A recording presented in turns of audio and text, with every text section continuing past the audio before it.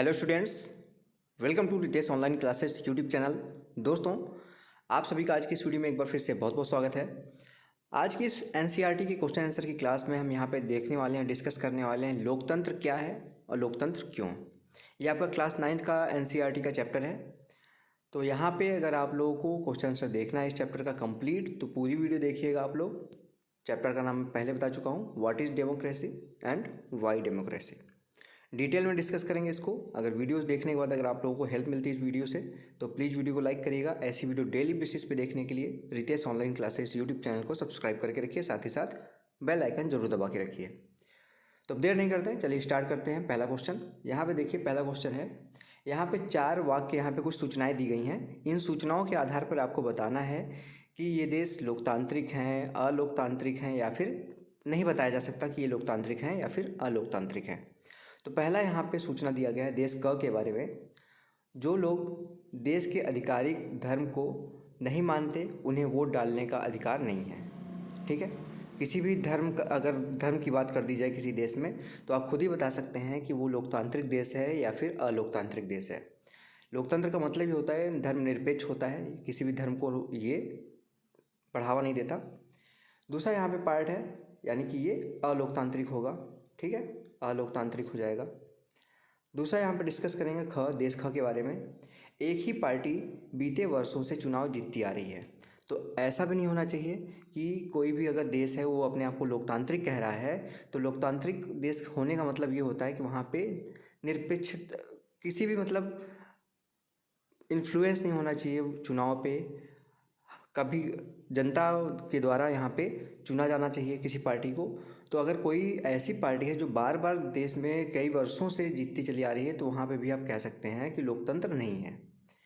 तीसरा यहाँ देश ग के बारे में, पिछले 3 चुनावों में शासक दल के पराजय का मुख देखना पड़ा। तो शासक दल की बात की जा रही है, तो शासक दल की बात करने का मतलब यह है कि यहाँ पे शासक दल हार रहा है। शासक दल कैसे हारेगा? जब वहाँ पे जनता वोट डालेगी। शासक दल ऐसे, अगर जनता वोट नहीं डालने का अधिकार हो उसको, तो शासक दल तो हमेशा जीतता रहेगा।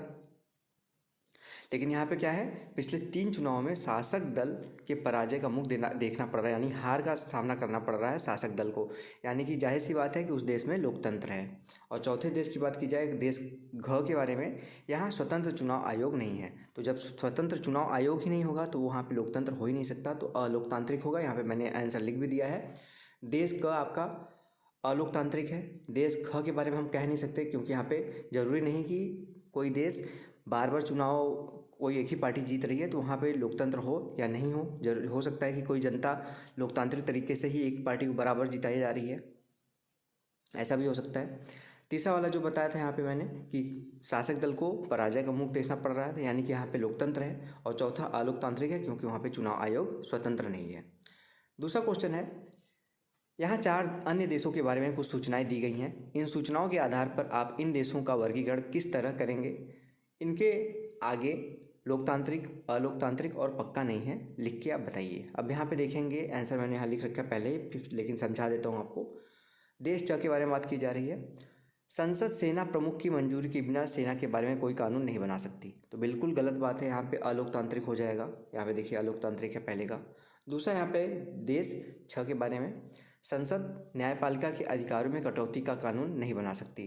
तो न्यायपालिका के अधिकारों में कोई भी यहाँ पे कटौती, यहाँ पे देखेंगे क्या कह रहा है, संसद न्यायपालिका के अधिकारों में कटौती का कानून नहीं बना सकती। तो न्यायपालिका के अधिकारों में कटौती, जाहिर सी बात है कि लोकतांत्रिक देश की यहाँ पे ये पहचान है कि न्यायपालिका के अधिकारों में कोई कटौती संसद नहीं कर सकता। देश ज के बारे में है, यहाँ पे न्यायपालिका का मतलब है जैसे कोर्ट के बारे में कहा जा रहा है, सुप्रीम कोर्ट, हाई कोर्ट, सत्र न्यायालय, इन सब के बारे में कहा गया है देश छ में, ख वाले क्वेश्चन में, कि उनके अधिकारों में कटौती यहाँ पे संसद नहीं कर सकती है। बिल्कुल वो स्वतंत्र होते हैं। ग यहाँ पे क्वेश्चन देखेंगे देश ज के बारे में। देश के नेता बिना पड़ोसी देश की अनुमति के किसी और देश से संधि नहीं कर सकते। तो ये भी अलोकतांत्रिक है। देश के अंदरूनी मामलों की बात हो रही है और किसी दूसरे देश पे वो आश्रित है, तो जाहिर सी बात है कि अलोकतांत्रिक है। देश झ के बारे में यहाँ पे, देश के अधिक फैसले केंद्रीय बैंक के अधिकारी करते हैं, जिसे मंत्री भी नहीं बदल सकते। तो ये भी कोई भी केंद्रीय बैंक, जैसे यहाँ पे रिजर्व बैंक ऑफ इंडिया के देश के मामलों का अधिकार बनाता है, नहीं बनाता। वो अपने बस अपने अधिकार क्षेत्र में वो कार्य करता है, यानी कि बैंकिंग क्षेत्र में वो कार्य करता है, देश के अधिकारों के फैसले नहीं लेता वो। तो ये भी अलोकतांत्रिक हो गया आपका, यानी कि ख वाले को छोड़ के, यानी कि इस वाले को छोड़ के बाकी तीनों आपके अलोकतांत्रिक हैं। तीसरा क्वेश्चन है, इनमें से कौन सा तर्क लोकतंत्र के पक्ष में नहीं है और क्यों? आपको बताना है, चार यहाँ पे तर्क दिया गया है, इसमें से आपको बताना है कि कौन सा लोकतंत्र के पक्ष में अच्छा नहीं है और क्यों। तो पहला है, लोकतंत्र में लोग खुद को स्वतंत्र और समान मानते हैं, बिल्कुल सही है। दूसरा है, लोकतांत्रिक व्यवस्थाएं दूसरों की तुलना में टकरावों को ज़्यादा अधिक तरह सुलझाती हैं, अच्छी तरह से सुलझाती हैं, ये भी सही है। ग है, लोकतांत्रिक सरकारें लोगों के प्रति ज़्यादा उत्तरदायी होती हैं, बिल्कुल ये भी सही है, जनता के द्वारा चुनी जाती है तो जनता के लिए ही उत्तरदायी होंगी। और घ, लोकतांत्रिक देश दूसरों की तुलना में ज़्यादा समृद्ध होते हैं। तो ये ऐसा नहीं कहा जा सकता घ वाला जो है लोकतांत्रिक देश ही ज़्यादा समृद्ध होंगे, ऐसा खुल के नहीं कह सकते, क्योंकि बहुत से ऐसे एग्जाम्पल है देश में जहाँ पे लोकतंत्र नहीं है फिर भी वो ज़्यादा समृद्ध है। तो यहाँ पे इसके बारे में यहाँ पे कहा गया है, क के बारे में यहाँ पे बताया गया है, लोकतंत्र में लोग खुद को स्वतंत्र और समान मानते हैं। तो यहाँ पे ये सही है, अच्छा यहाँ पे है ये। तो यहाँ पे देखेंगे क के बारे में बताया गया है, लोकतांत्रिक देश दूसरे की तुलना में ज़्यादा समृद्ध होते हैं। यहाँ पे देखेंगे लोकतंत्र के पक्ष में अच्छा तर्क नहीं है, ये वाले की बात की जा रही है, घ वाले की बात की जा रही है। यहाँ पे घ कर लीजिएगा ना, सुधार लीजिएगा। लोकतंत्र में के पक्ष में अच्छा तर्क नहीं है, जो यहाँ पे मैंने अभी आपको ये बताया, ये वाला, क्योंकि भारत जैसे कुछ लोकतांत्रिक देश अब भी आर्थिक रूप से विकसित हो रहे हैं, जबकि संयुक्त अरब अमीरात जो कि यूएई जैसे राजतंत्र वाले देश आर्थिक रूप से समृद्ध हैं। तो ये नहीं कह सकते कि लोकतांत्रिक देश ही दूसरों की तुलना में ज़्यादा समृद्ध हैं। चौथा क्वेश्चन है यहाँ पे, इन सभी कथनों में कुछ चीज़ें लोकतांत्रिक हैं तो कुछ अलोकतांत्रिक, हर कथन में इन चीज़ों को अलग अलग करके लिखिए। तो यहाँ पे आपको बताना है कि इन कथनों में कुछ लोकतांत्रिक हैं कुछ अलोकतांत्रिक हैं, आपको बताना है उनको अलग अलग करके। तो यहाँ पे देखेंगे, पहला कथन है, फर्स्ट क्वेश्चन इसमें पॉइंट में, एक मंत्री ने कहा कि संसद को कुछ कानून पास करने होंगे जिससे विश्व व्यापार संगठनों द्वारा तय नियमों की पुष्टि हो सके। ख है, चुनाव आयोग ने एक चुनाव क्षेत्र में के सभी मतदान केंद्रों पर दोबारा मतदान का आदेश दिया जहां बड़े पैमाने पर मतदान में गड़बड़ी की गई थी। और ग है, यहाँ पे संसद में औरतों के प्रतिनिधित्व कभी भी 1% तक नहीं पहुंचा है, इसी कारण महिला संगठनों ने संसद में 1/3 आरक्षण की मांग की है। अब यहाँ पे देखेंगे लोकतंत्र के पक्ष में क्या है, संसद को कानून पास करने होंगे, ये तो लोकतांत्रिक चीज़ है। देखेंगे संसद को कुछ कानून पास करने होंगे, कौन कह रहा है ये आपका यहाँ पे मंत्री जी ने कहा था, ठीक है। अलोकतांत्रिक चीज़ विश्व व्यापार संगठन द्वारा तय नियमों की पुष्टि हो सके, यानी कि यहाँ पे लोकतांत्रिक का क्या कहा रहा है, पहले वाक्य में एक मंत्री जी ने जो कहा कि संसद के द्वारा कुछ कानून पास करने होंगे, ये लोकतांत्रिक चीज़ है। और अलोकतांत्रिक क्या है, जिसमें विश्व व्यापार संगठनों द्वारा नियमों की पुष्टि हो सके, विश्व व्यापार संगठन के नियमों को हम अपने देश में लागू करने के लिए कह रहे हैं, ये अलोकतांत्रिक है, ठीक है। इसमें दूसरे वाले वाक्य में देखेंगे चुनाव आयोग वाले में कि चुनाव आयोग ने किसी चुनाव क्षेत्र में दोबारा मतदान का आदेश दिया, ये तो लोकतांत्रिक हो गई। और अलोकतांत्रिक इस वाक्य में क्या है, यहाँ पे मतदान में गड़बड़ी की गई, ये क्या है, अलोकतांत्रिक है, ठीक है। तीसरे वाले वाक्य में लोकतांत्रिक क्या है, इसी के कारण महिला संगठनों ने 1/3 आरक्षण की मांग की मतलब कि वहाँ पे लोकतंत्र है। और अलोकतांत्रिक क्या है, जहाँ पे संसद में 1% भी हिस्सेदारी औरतों की नहीं है। यहाँ पे 10% देख लीजिए, 10% लिखा, यहाँ इसको 10 कर लीजिएगा, ठीक है, 10% हिस्सेदारी नहीं है, तो ये अलोकतांत्रिक हो गया। तो आप समझ गए ना कि उस सिंगल वाक्य में आपको लोकतांत्रिक वाक्य कौन सा है, कौन सा पार्ट है, और अलोकतांत्रिक कौन सा है, वो आपको चुनना था। यहाँ पे मैंने आपको चुन के दिखा दिया है तीनों में। पांचवा क्वेश्चन है, लोकतंत्र में अकाल और भुखमरी की संभावना कम होती है, यह तर्क देने का इनमें से कौन सा कारण सही नहीं है। आपको बताना है कौन सा कारण सही नहीं है जो कह रहा है कि लोकतंत्र में अकाल और भुखमरी की संभावना कम होती है। विपक्षी दल भूख और भुखमरी की ओर सरकार का ध्यान दिला सकते हैं। दूसरा पॉइंट है, स्वतंत्र अखबार देश के विभिन्न हिस्सों में अकाल की स्थिति के बारे में खबरें दे सकती हैं। ग है, सरकार को अगले चुनाव में अपनी पराजय का डर होता है। घ, लोगों को कोई भी तर्क मानने और उस पर आचरण करने की स्वतंत्रता होती है। तो जाहिर सी बात है कि यहाँ पे कारण घ जो है ये सही है, यह कहने की के लिए कि तर्कसंगत नहीं है कि लोकतंत्र में अकाल और भुखमरी की संभावना कम होती है। जाहिर सी बात है, ऐसा कुछ नहीं है कि जो देश लोकतांत्रिक है वहीं पे भुखमरी और अकाल की संभावना कम हो सकता है ऐसे कुछ देश हों जहाँ पे आपको लोकतंत्र देखने को ना मिले लेकिन वहाँ पे भुखमरी और अकाल भी देखने को ना मिले। यह इसलिए है कि किसी तर्क को मानने और उस पर आचरण करने व अकाल को दूर करने में परस्पर कोई संबंध नहीं है। लोकतंत्र का अकाल से भुखमरी से कोई सीधा संबंध नहीं है। तो नहीं कह सकते कि लोकतंत्र को कोई भी तर्क ऐसे मानने में कि आचरण के लिए स्वतंत्र है वो। ठीक है, समझ गए। छठवां क्वेश्चन है, किसी जिले में 40 ऐसे गांव हैं जहां सरकार ने पेयजल उपलब्ध कराने का कोई इंतजाम नहीं किया है। इन गाँवों के लोगों ने एक बैठक की और अपनी ज़रूरतों की ओर सरकार का ध्यान दिलाने के लिए कई तरीकों का विचार किया। इनमें से कौन सा तरीका लोकतांत्रिक नहीं है? आपको बताना कि एक गांव है जहां के मतलब 40 ऐसे, एक ज़िले के 40 गांव ऐसे हैं जहाँ पे पानी की व्यवस्था नहीं है। अब उस गांव के लोग बैठे और प्लान बनाए कुछ ऐसा कि जिससे सरकार का ध्यान उनकी तरफ आकर्षित हो और उनकी पानी की समस्या दूर हो। तो आपको बताना है, यहाँ पे 4 वाक्य दिया गया, उसमें से अलोकतांत्रिक कौन सा है? लोकतांत्रिक नहीं है मतलब अलोकतांत्रिक है। क है, पानी अदालत में पानी को अपने जीवन के अधिकार का हिस्सा बताते हुए मुकदमा दायर करना, ये तो लोकतांत्रिक है। अगले चुनाव का बहिष्कार करके सभी पार्टियों को संदेश देना, ये भी आपका लोकतांत्रिक है, बहिष्कार कर सकते हैं आप। ग है, सरकारी नीतियों के खिलाफ जनसभाएं करना, जनसभाएं भी आप कर सकते हैं लोकतंत्र में। घ है, सरकारी अधिकारियों को पानी के लिए रिश्वत देना, तो रिश्वत देना जहाँ पे आ गया ये अलोकतांत्रिक हो गया, यानी कि ये वाला आपका आंसर हो जाएगा घ वाला, ये आपका लोकतांत्रिक नहीं है। 7वां क्वेश्चन है, लोकतंत्र के खिलाफ दिए जाने वाले इन सभी का जवाब दीजिए। जो यहाँ पे अभी दिए गए हैं, यहाँ पे वाक्य पूछे गए हैं, सभी का जवाब दीजिए। सेना देश का सबसे अनुशासित और भ्रष्टाचार मुक्त संगठन है, इसलिए सेना को देश का शासन करना चाहिए। दूसरा, बहुमत के शासन का मतलब है मूर्ख और अशिक्षितों का राज, हमें तो होशियारों की ज़रूरत है, भले उनकी संख्या कम क्यों ना हो। ज़रूरी नहीं है लोकतंत्र में चाहे मूर्ख हो चाहे कुछ भी, अगर उसको वोट डालने का अधिकार है, वो उस ज़्यादा संख्या जिस आदमी को मिला है वो यहाँ पे अधिकार करेगा।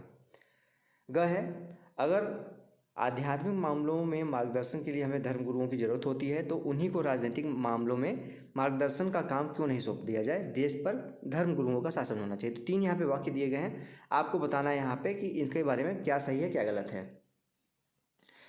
क है, सेना के बारे में कहा गया था कि सेना सबसे अनुशासित है और भ्रष्टाचार मुक्त है, इसलिए उसको देश का शासन दे देना चाहिए, तो उसके बारे में यहाँ पे वाक्य दिया गया है।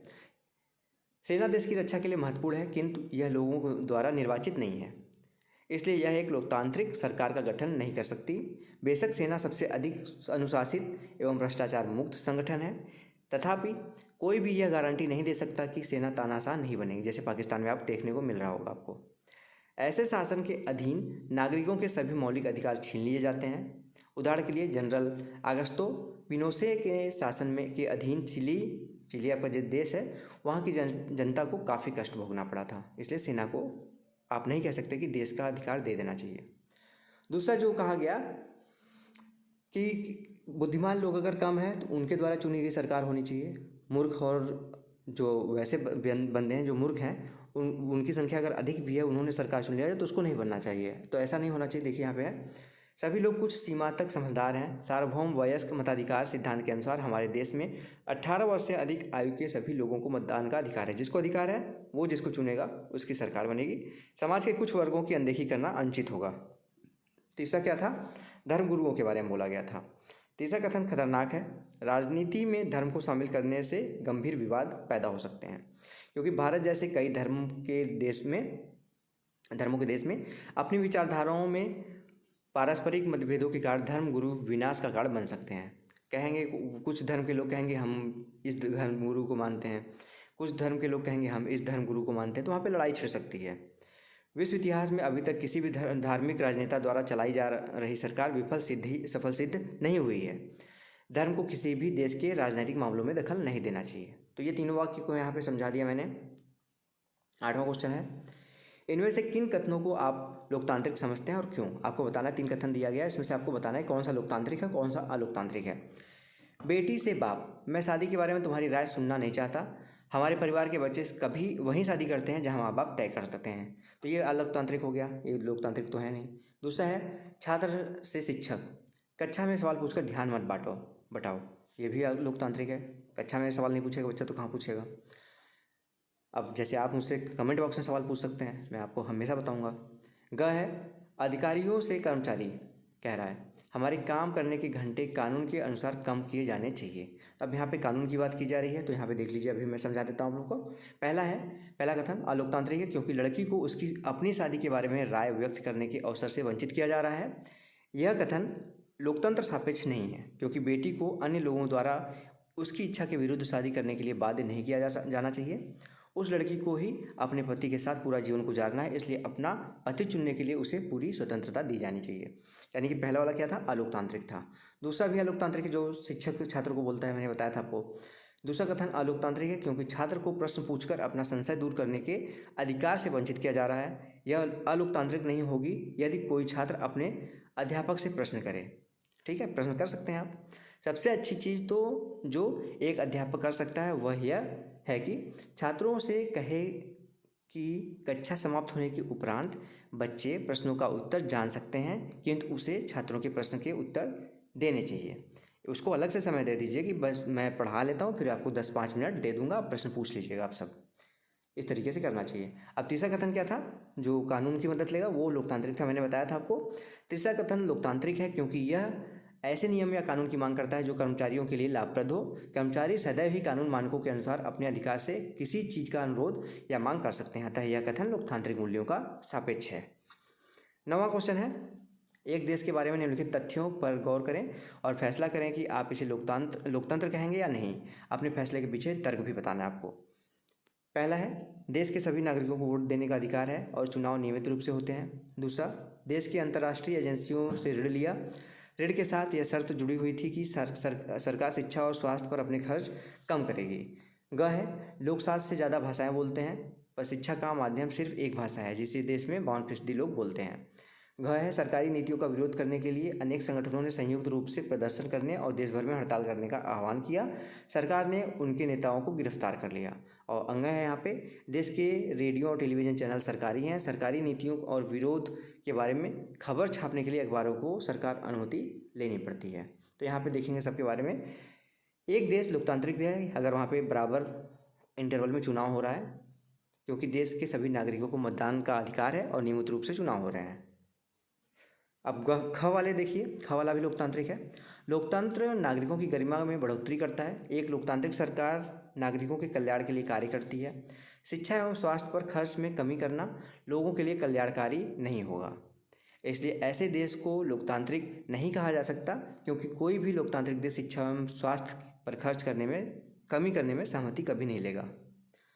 और ग है राष्ट्रभाषा एक भाषा होती है क्योंकि ऐसी चीज़ व्यापक स्तर पर राष्ट्रीय एकता लाती है, किंतु अन्य भाषाओं को भी उनके संबंधित क्षेत्र में प्रोत्साहन करना चाहिए, प्रोत्साहित। मेरा विचार है कि देश अलोकतांत्रिक नहीं है। ठीक है, अब लास्ट यहाँ पे देखेंगे क्वेश्चन हम यहाँ पे 10वां। अमेरिका के बारे में 24 में आई एक रिपोर्ट के अनुसार वहाँ के समाज में असमानता बढ़ती जा रही है। आमदनी की असमानता लोकतांत्रिक प्रक्रिया के विभिन्न वर्गों की भागीदारी घटने बढ़ने के रूप में भी सामने आई।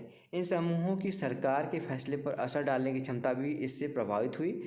इस रिपोर्ट की मुख्य बातें थी, यहाँ पे रिपोर्ट के बारे में बताया गया है। सन 24 में एक औसत अश्वेत परिवार की आमदनी $9 थी, जबकि गोरे की, जो वाइट पर्सन होते हैं, उनकी आमदनी $162 थी। कितनी असमानता थी। औसत गोरे परिवार के पास अश्वेत परिवार से 12 गुना ज़्यादा संपत्ति थी। दूसरा पॉइंट है राष्ट्रपति चुनाव में $75 से ज़्यादा आमदनी वाले परिवार के प्रत्येक 1 से 9 वोट डालने थे। सभी लोग आमदनी के हिसाब से समाज के ऊपरी 2% में आते हैं। दूसरी ओर $15 से कम आमदनी वाले परिवारों के प्रत्येक 10 में से सिर्फ 5 लोगों को वोट डालने थे। आमदनी के हिसाब से ये लोग सबसे निचले 2% में हिस्से में आते हैं। आमदनी के हिसाब से वहाँ वोट डालने का अधिकार है। अगला पॉइंट है राजनीतिक दलों का करीब 95% चंदा अमीर परिवारों से ही आता है। इससे उन्हें अपनी राय और चिंताओं से नेताओं को अवगत कराने का अवसर मिलता है। यह सुविधा देश के अधिकांश नागरिकों को उपलब्ध नहीं है। और लास्ट पॉइंट है, जब गरीब लोग राजनीति में कम भागीदारी करते हैं तो सरकार भी उनकी चिंताओं पर कम ध्यान देती है। गरीब द्वारा गरीबी दूर करना, रोजगार देना, उनके लिए शिक्षा, स्वास्थ्य और आवास की व्यवस्था करने पर ध्यान नहीं दिया जाता है जितना दिया जाना चाहिए। राजनेता अक्सर अमीरों और व्यापारियों की चिंताओं पर ही नियमित रूप से गौर करते हैं। तो इसके बारे में यहाँ पे देखिए बताया गया है, आपको देख के यहाँ पे पढ़ सकते हैं आप। यहाँ पे क्वेश्चन का आंसर मैंने लिख दिया है, पढ़ के बता देता हूँ मैं आप लोग को। इसमें कोई विवाद नहीं है कि गरीबी का लोकतंत्र पर सीधा एवं गहरा प्रभाव पड़ता है। एक अश्वेत परिवार किसी श्वेत परिवार के मुकाबले बहुत कम कमाता है, इसलिए उसकी कमाई में असमानता उसके मतदान पैटर्न में साफ झलकती है। राष्ट्रपति के चुनाव में $75,000 या इससे अधिक की आय वाले 10 में से 9 लोगों को मतदान करने का अधिकार है, जबकि $15,000 से कम आय वाले 10 में से 5 लोगों को मतदान करने का अधिकार था। इतना ही नहीं, उनकी राय में अंतर में सरकार द्वारा लिए जाने वाले निर्णयों को प्रभावित करने की योग्यता भी निर्धारित करता है, क्योंकि राजनीतिक दलों को दिए जाने वाले चंदे का 95% अमीर लोगों से आता है, इसलिए वे राजनीतिक दलों के निर्णयों को प्रभावित करते हैं और नागरिकों की अपेक्षा बेहतर स्थिति में, जो गरीब आदमी है उसकी अपेक्षा बेहतर स्थिति में रहते हैं गोरे। क्योंकि गरीब लोग राजनीति में कम भाग लेते हैं, इसलिए सरकार इनकी मतलब ध्यान नहीं देती, शिक्षा के तरफ, स्वास्थ्य की तरफ, रोजगार की तरफ, निवास की तरफ, ठीक है, जो उनकी मेन समस्या है उसकी तरफ सरकार भी ध्यान नहीं देती। विभिन्न राजनेताओं द्वारा निर्मित सरकार व्यापार या समाज कि अमीर वर्ग के बारे में चिंतित रहती है। अमेरिका की तरफ भारत में भी विभिन्न राजनीतिक दल अमीर लोगों की समस्याओं पर अधिक ध्यान देते हैं, जो कि उनको दिए जाने वाले चंदे की राशि का अधिकतर भाग उन्हीं से मिलता है उनको। तो ये था दोस्तों आज का क्वेश्चन आंसर। आशा करता हूँ आप लोगों को सभी क्वेश्चन आंसर मिल गए होंगे। अगर इसके अलावा भी कोई क्वेश्चन आंसर आपको देखना है तो बताइएगा नीचे कमेंट बॉक्स में, किसी भी चैप्टर का। मैं आप लोगों को 1 से 2 दिन के अंदर वो क्वेश्चन आंसर प्रोवाइड कर दूँगा। और ऐसे ही वीडियोस डेली बेसिस पे देखना, कोई चैप्टर पढ़ना है आप लोगों को, क्वेश्चन आंसर के अलावा कंप्लीट चैप्टर पढ़ना है, कोई भी सब्जेक्ट हो किसी भी क्लास का, तो आप लोग नीचे कमेंट बॉक्स में कमेंट कर सकते हैं। मैं 1 से 2 दिन के अंदर आप लोगों को वो वीडियो बना के Ritesh online classes YouTube channel के माध्यम से आप तक पहुँचा दूँगा। तो स्टूडेंट्स मिलते हैं नेक्स्ट वीडियो में, तब तक के लिए आप सभी का बहुत बहुत धन्यवाद। जय हिंद, वंदे मातरम।